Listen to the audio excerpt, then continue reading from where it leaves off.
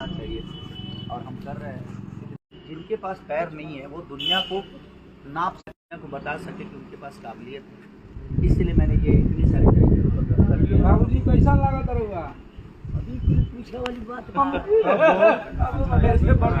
आगे बढ़ा माई बाबू के केतरा पहले यहाँ के पता लगे ना तो के यहाँ के अभी फॉर्चूनर अभी दिया था। अच्छा, अखिलेश बाबा आज दो वादा निभाने वाले हैं भैया। आज अखिलेश बाबा को फॉर्च्यूनर मिला, कैसा लग रहा है? बहुत अच्छा लग रहा है। हो रहा है और ये साइकिल भी हमारे भाइयों को मिल रहा है जिन्होंने सिर्फ अपने घर से लेकर आना चाहिए और हम कर रहे हैं। जिनके पास पैर नहीं है वो दुनिया को नाप सके, दुनिया को बता सके कि उनके पास काबिलियत है। इसलिए मैंने ये इतनी सारी तरीके बाबूजी कैसा लगा तरुआ? अभी कुछ पूछे वाली बात आगे बढ़ा माई बाबू के केतरा